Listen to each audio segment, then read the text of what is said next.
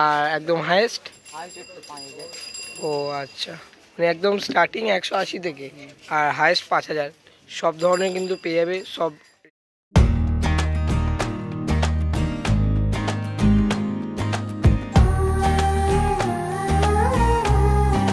So good morning বন্ধুরা, আমি কিন্তু সবার জন্য নিয়ে এলাম আমার চ্যানেলে আরও একটা নতুন ইন্টারেস্টিং ধামাকাদার ব্লগ ভিডিও নিয়ে।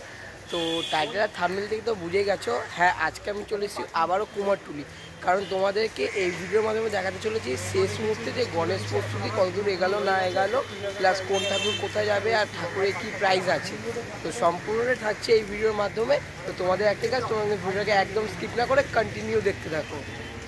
তো দেখতেই পাচ্ছ আমি কিন্তু যে কুমারটুলি পল্লী যেটা সেটাই চলে এসেছি, আর এখান থেকে কিন্তু কুমারটুলিতে ভিতরে প্রবেশ করছি। আর এখানে দেখতে পাচ্ছ অজস্র যে ছোটো ছোটো গণেশ কিন্তু তৈরি করে রাখা আছে, চলো সম্পূর্ণটাই তোমার সাথে শেয়ার করছি, আর কত কী প্রাইস আছে সম্পূর্ণটাই শেয়ার করব, তো তোমরা দেখতে থাকো।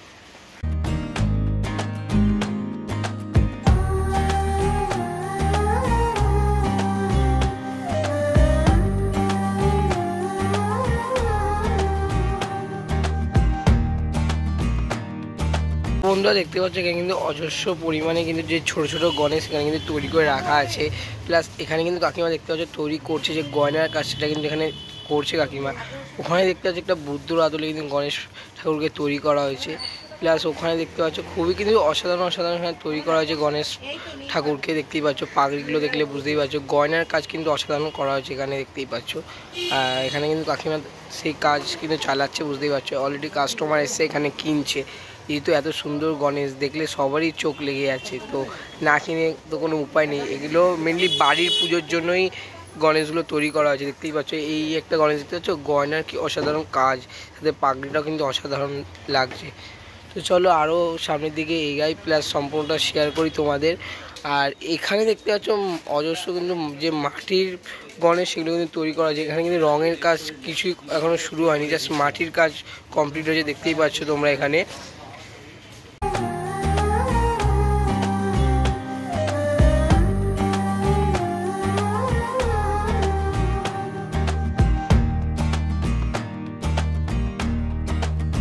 তো এখানে দেখতে পাচ্ছ যে শিবের আদলে কিন্তু এখানেও কিন্তু গণেশকে তৈরি করা আছে, তার যে রঙের কাজ সেটা কিন্তু চলছে, দেখতেই পাচ্ছ তোমরা এখানে কিন্তু খুবই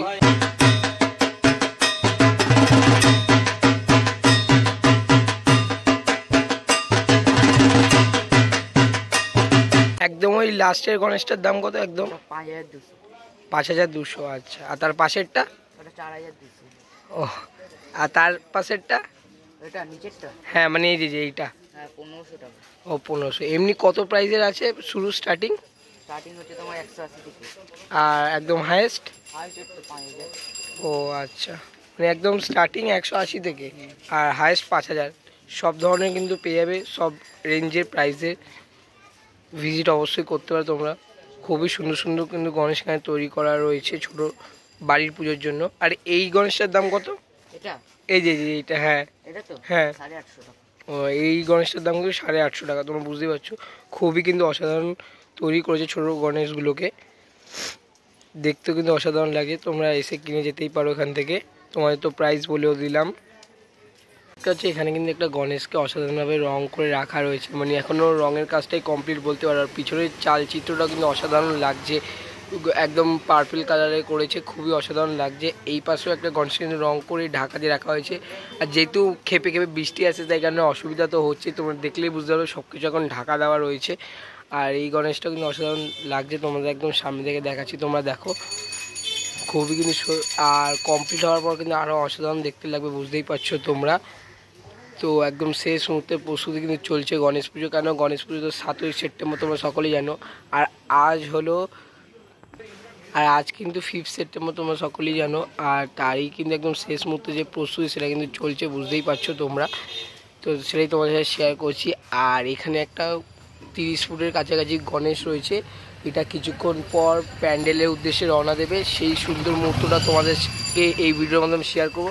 তাই কারণ তোমরা কিন্তু একদম ভিডিওকে স্কিপ না করে কন্টিনিউ দেখতে থাকো।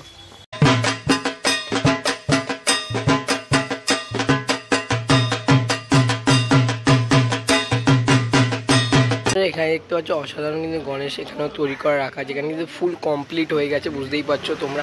ওইখানে দেখতে পাচ্ছ একটা গণেশের চালচিত্রের পিছনে কিন্তু দুটো ময়ূরকে রাখা হয়েছে, দেখতে পাচ্ছ খুবই অসাধারণ লাগছে। আর এই গণেশটাও কিন্তু খুবই অসাধারণ লাগছে, দেখতে পাচ্ছ পুরো গয়নার কাজ থেকে শুরু করে রঙের কাজ থেকে শুরু করে সম্পূর্ণ কমপ্লিট, বুঝতেই পারছো তোমরা। এইখানেও কিন্তু গণেশগুলোকে তৈরি করে রাখা হয়েছে।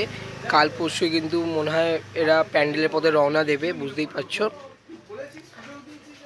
তো কাকু বলছি এই ঠাকুরগুলো কবে মানে প্যান্ডেলের পথে যাবে, রওনা দেবে? আজকে যাবে, কাল যাবে। ও আচ্ছা, তোমার ও আচ্ছা তোমার, হ্যাঁ তোমার কাকুর মুখ থেকেও শুনে নিলে আজকাল পরশু 3 দিনই কিন্তু এই ঠাকুরগুলো মধ্যে রওনা দেবে প্যান্ডেলের পথে। খুবই কিন্তু সুন্দর সুন্দর তৈরি করা আছে, দেখতেই পাচ্ছ তোমরা।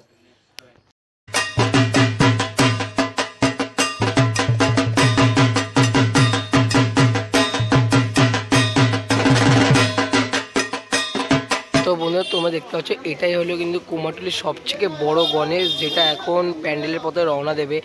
এটা যেতে চলেছে বড়নগর নতুন সঙ্গতে, সেটাই তোমাদেরকে শেয়ার করছি এখন। তো যেহেতু বৃষ্টি পড়ছে তাই কারণে টোটালি প্লাস্টিক দিয়ে র্যাপ করে দেওয়া হচ্ছে ঠাকুরটা, যেহেতু অত দূর যাবে যাতে ভিজে কোনো না সমস্যা হয়, তো বুঝতেই পারছো। আর এখানে কিন্তু ক্লাব কমিটিরা চলেই এসে, বুঝতে পারছো। আর এইদিকে দেখতে পাচ্ছ বৃষ্টি হয়েছে, জল অলরেডি জমে আছে আর পড়ছো। তো কাকুর এখন কিন্তু ওটা র্যাপিংয়ের যে কাজ সেটা কিন্তু করছে, তোমরা বুঝতেই পারছো।